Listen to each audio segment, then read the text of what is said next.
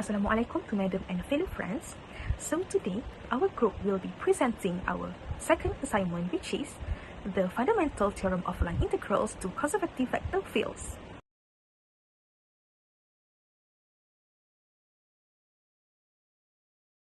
The fundamental theorem of line integrals has its origins in classical calculus and was formalized within vector calculus during the 19th century.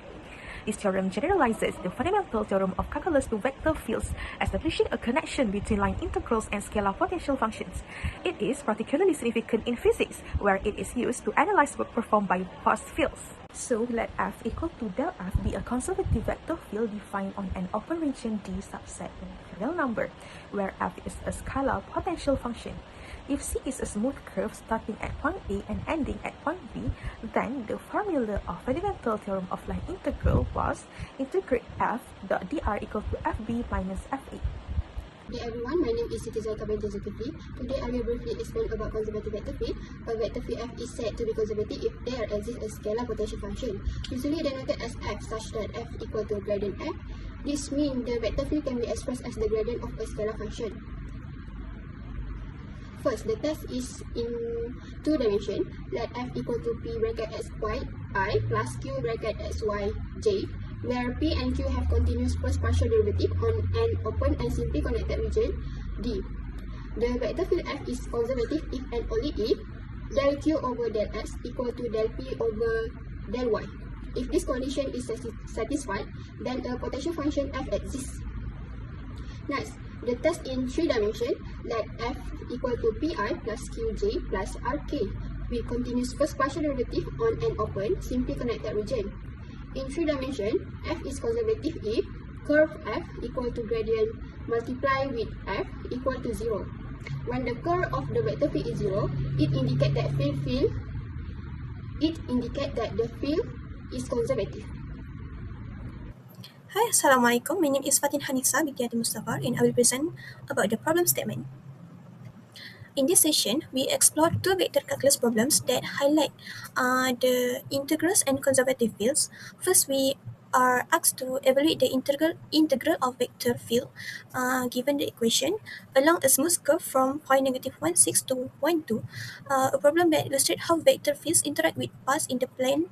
Second, we move into the three-dimensional space with the field equation given, where the challenge is to show the field is conservative, determine its potential function, and then evaluate the line integral along the curve RT given for 0 to 3 for the T, a journey that connects geometry, calculus, and vector analysis in the one elegant flow. Hi, my name is Atira. Today I will present the manual calculation for two problems involving line integrals of conservative vector fields. So for problem 1, we are given a vector field and a smooth curve that starts at the point -1, 6 and ends at the point 1, 2. So the task is to find the value of the line integral along this curve. First, I identify the components of the vector field. One component is associated with the x direction and the other is associated with the y direction. Next, I check whether the vector field is conservative. To do this, I compare the partial derivative of the first component with respect to y and the partial derivative of the second component with respect to x. Since both derivatives are equal, the vector field is conservative. So this result is important because a conservative vector field means that the line integral is independent of the path taken. In other words, the value of the integral depends only on the starting point and the ending point, not on the shape of the curve. Because the field is conservative, there exists a potential function whose gradient gives the vector field. I then find this potential function by integrating the components of the vector field.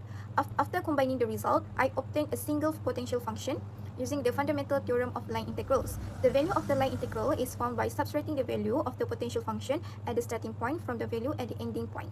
I then substitute the ending point, which is 1, 2, and the starting point, which is -1, 6, into the potential function. After calculating the differences, the final value of the line integral is 12.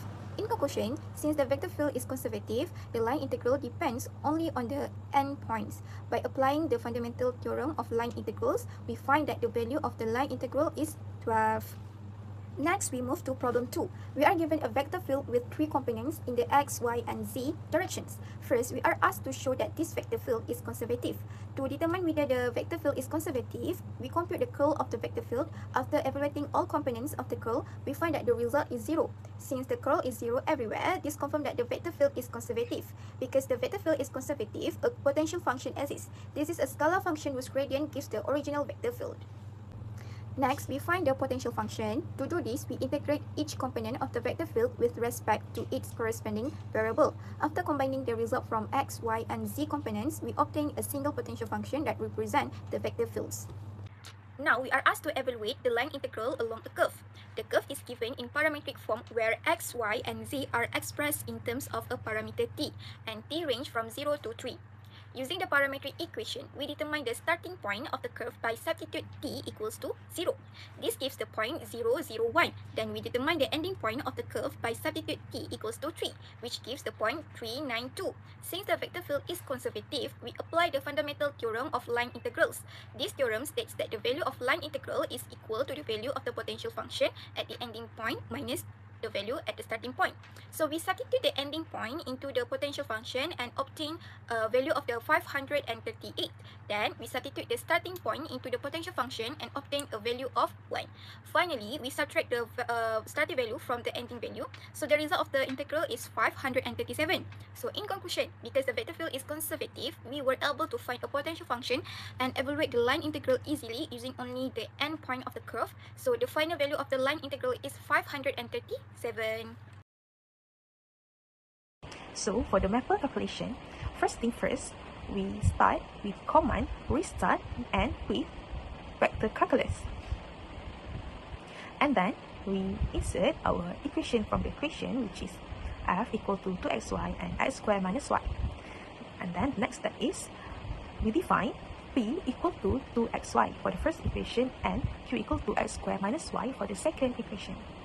So in order to know the equation was conservative, so the partial derivative of p with respect to y must equal to partial derivative of q with respect to x.